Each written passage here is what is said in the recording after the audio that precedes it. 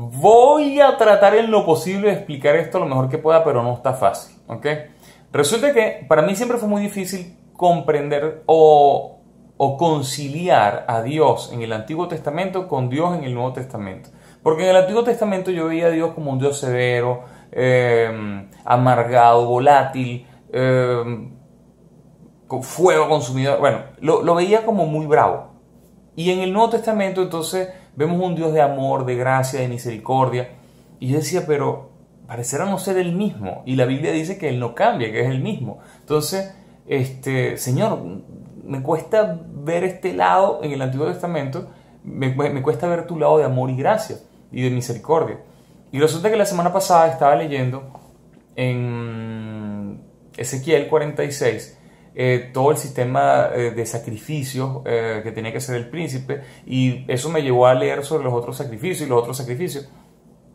Y en una de esas yo lo veo y yo pienso, bueno, Señor, esto parece realmente una imposición tan grande la que tú le pusiste a este pueblo por motivo de su pecado. O sea, el que tuvieran que hacer todo este ritual extremo todo el tiempo, todos los días, por sus pecados, sencillamente parece una carga tan pesada para ese pueblo, aparte de la carga económica de estar trayéndote todo el tiempo un becerro, una cabra, un cordero, un becerro, una cabra, 7 corderos, 7 becerros.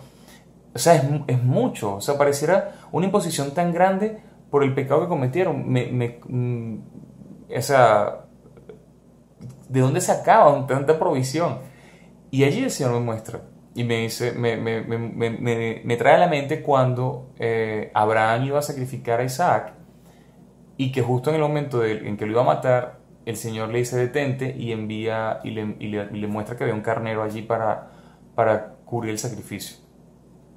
Allí comprendí que sí, Él le puso toda la imposición al pueblo toda la imposición del sistema de sacrificios para sus pecados, pero Él era también quien les proveía todo lo que necesitaban para hacerlo. No era en sí una carga económica que depasaba o que sobrepasaba sus posibilidades, porque era Dios mismo quien les proveía todo. Él es Yahvé Jireh, y ellos lo conocían más que lo podemos conocer nosotros en este momento, porque ellos eran descendencia de sangre de Abraham. Nosotros también somos descendencia de Abraham, pero ellos eran descendencia de Abraham y sabían la historia de Abraham y conocían la historia de Abraham, y sabían que el Señor le había proveído. Así que el Señor le había puesto todo este sistema de rituales, pero el Señor también les proveía para todo. Y entonces allí comprendo el punto más importante, y es que el Señor estableció todo este sistema de rituales, de sacrificios para el pago del pecado, por amor a nosotros. Y eso es lo que yo no entendía. Es decir, el sistema de sacrificio, el sistema de matanza de esos animales, era su gracia, su amor y su misericordia manifestándose para no tener que acabar con su pueblo. ¿Por qué? Porque cuando Él le dijo a Adán y Eva, le dijo a Adán, no comerás de todo el árbol del jardín del Edén, salvo del árbol del fruto del conocimiento del bien y del mal, porque si no ciertamente morirás. Está en Génesis 12, si no me equivoco. Allí entiendo que cuando ellos desobedecieron y pecaron, Él tenía que hacer justicia. O sea, Él tenía que honrar su palabra. Él tenía que matarlos. Y para no matarlos, entonces fue y mató... dice la palabra, no dice que los mató, pero dice la palabra que le cubrió su desnudez con pieles. Pero esas pieles tienen que haber venido de algunos animales a los que mató. Y allí vemos como un glimpse. ¿Cómo se dice esto? Vemos como un asomo de que hubo el primer sacrificio para cubrir los pecados de otros, que hubo el sacrificio de un inocente para cubrir los pecados de un culpable. Pero la realidad es que si Dios no nos hubiese amado, si Dios no nos hubiese deseado, si Él no hubiese deseado tenernos como su tesoro más preciado, como lo dice en Éxodo 19:5, que somos su especial posesión, si Él no nos hubiese tenido como su tesoro preciado, sencillamente hubiese matado a Adán y Eva. Y dice, bueno, hasta aquí se acabaron estas porquerías que no van a dejar de pecar nunca. Ya comenzó aquí, esto se va a expandir y van a mantenerse pecando por generaciones. Mejor los mato desde aquí y se acabó. Y me hago otra creación, me hago otro mundo. Pero no, Él no hizo así, Él no actuó de esa manera. Él en amor y en misericordia establece todo el sistema ritualístico de sacrificios como su manera de lidiar con el pecado del humano y no tener que destruirlo, no tener que destruirlo en el proceso. Entonces entiendo que su demanda de sacrificios y muerte y todo este cuento del sistema ritual de sacrificio, su demanda era para que el hombre entendiera la magnitud de la consecuencia de su pecado. De hecho, si vemos en Levíticos 4 y en 16, creo que 16, pero en Levítico 4 ves que al hombre le correspondía, a cada persona le correspondía, cuando se daba cuenta de su pecado, tenían que llevar una cabra, por lo menos al ser humano común, tenía que llevar una cabra, poner sus manos sobre la cabeza de la cabra, de manera que era como decir, esta cabra es inocente y yo le transfiero mis pecados y ella me transfiere su inocencia, y en ese momento pagar en la cabra el castigo por el pecado. Y ahí la misma persona tiene que degollar la cabra, tiene que matar al inocente por su propia culpa. Es decir, vamos a ponerlo así, que tú agarras y dices, ok, pequé, me di cuenta de mi pecado, y en eso las autoridades te dicen, ok, tienes que morir, te tenemos que matar a ti, o tú tienes que matar a un inocente para que entonces tu culpa sea transferida. Allí en ese momento que tú entiendes que tienes que morir, entonces tú agradeces que existe un sistema paralelo de expiación del pecado, de perdón del pecado, que puedes tomar, del que puedes tomar mano, como un comodín. Y ahí tú agarras y caminas con el dolor del alma de tener que matar a un inocente, pero lo haces porque si no mueres ese inocente, tendrías que morir tú. Y ese sistema Dios lo establece para, por un lado, para no destruir al ser humano y poder guardar a su tesoro más preciado, como lo dice ahí en Éxodo 16, 19, 5 y 6, pero al mismo tiempo para que tú tomes conciencia de lo que significa la gravedad de tu falta. Me costó mucho ver esto porque siempre veía aquí como la injusticia de los animalitos, veía la injusticia, me parecía que la demanda de Dios era muy alta para el ser humano, con la cantidad de pecados que cometíamos que cometían ellos y que nosotros cometíamos a diario. Era demasiada la demanda, era demasiada. Y yo decía, pero Señor, esto es una carga muy pesada, y lo sabemos por Hebreos, que era una carga muy pesada todo el sistema de sacrificios. Pero cuando tú comprendes que todo eso Él lo hizo por amor, para no destruir a su pueblo, era su manera de lidiar por el pecado, para no destruir a su pueblo hasta que el momento fuese el correcto para que Cristo se manifestase, entonces entiendes que el sistema de rituales y de sacrificios fue la manera amorosa, misericordiosa y de gracia que el Señor utilizó para mantenernos con vida a su pueblo, para no tener que aniquilarnos ni destruirnos, sino poder lidiar con el pecado y seguir teniéndonos allí como su especial posesión. Luego Él mismo se hace carne, la palabra viva por medio de lo que todo fue creado, se hace carne y en su propio cuerpo termina de lidiar con el pecado una vez y para siempre. Y allí dijo, se acabó. Por eso entendí más aún la alegría de Jesús, de ir a la cruz sin tomar en cuenta la humillación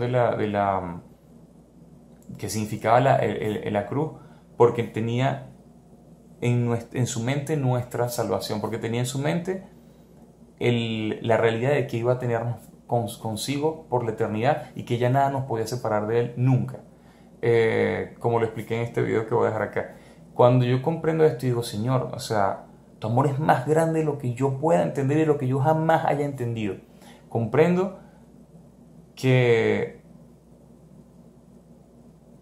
le diste al hombre la oportunidad de lidiar con el pecado por medio de este sistema de sacrificio, pero siempre quedaba como en la responsabilidad del hombre y el hombre todo lo echaba a perder, entonces siempre tenía que hacerlo de nuevo, y por esa razón te manifestaste tú, Señor, hace 2000 años, y lidiaste con el pecado una vez y para siempre y ahí se acabó. De hecho, viene a mi mente esto. Viene a mi mente Juan 16:9, lo voy a leer en la Nueva Traducción Viviente, donde dice: el pecado del mundo consiste en que el mundo se niega a creer en mí. Y ahí dije, ahora sí hace más sentido todo. Entiendo, Señor, que ya tú lidiaste con el pecado. O sea, yo lo entendía, pero entiendo más aún que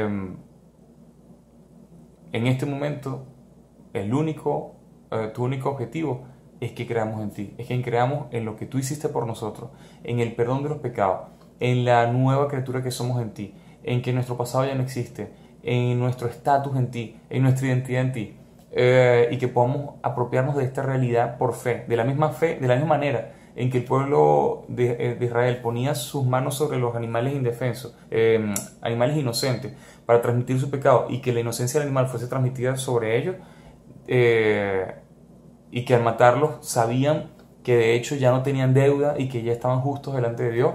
De esa misma manera nosotros podamos también apropiarnos de esta verdad, cada día más, cada día más, cada día más. Oye, hay que ver que yo tengo, hoy estamos en 2018, yo no sé qué año es, tengo 14 años caminando en el Evangelio, aunque los primeros 11 años fueron todos torcidos, pero tengo 14 años escuchando acerca de esto y ahora es que vengo a entender como, wow.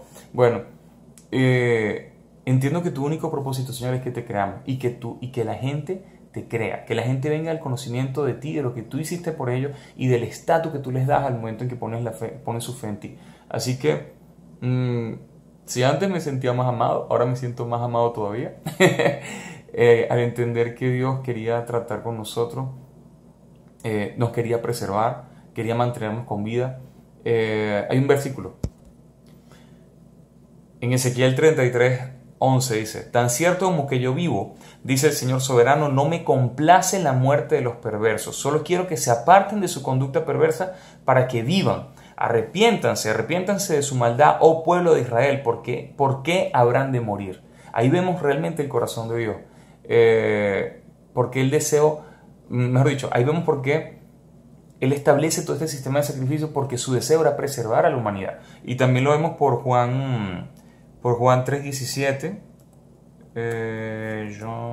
Juan 3:17, donde dice que,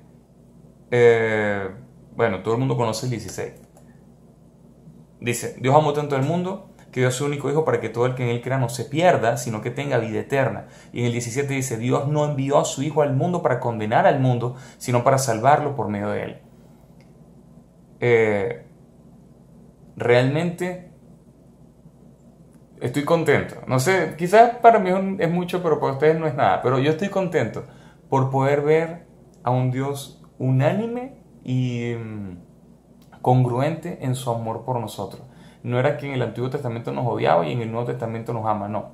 Es el mismo Dios de amor. Es el mismo Dios de amor, es el mismo Dios de gracia, es el mismo Dios de misericordia. Que en aquel momento, buscando preservarnos, lidió con el pecado por medio de los sacrificios animales, pero después Él mismo se hizo carne para lidiar sobre sí mismo por tu pecado, por el mío, y así poder tenernos por la eternidad con Él a su lado por siempre. Amén. Les voy a dejar dos prédicas acá. Una prédica habla sobre... ella se me olvidó. No sé el título, no recuerdo el título, pero la prédica está sobre este tema de la incredulidad, de que lo que el Señor quiere hoy en día es que le creamos, más nada. Y les voy a dar otra prédica sobre la identidad en Jesús. Cuando comprendes la obra completa de lo que Él hizo y descansas en esa verdad, está haciéndole agradable, porque sin fe es imposible agradar al Señor. Bendiciones en el nombre de Jesús. Chao.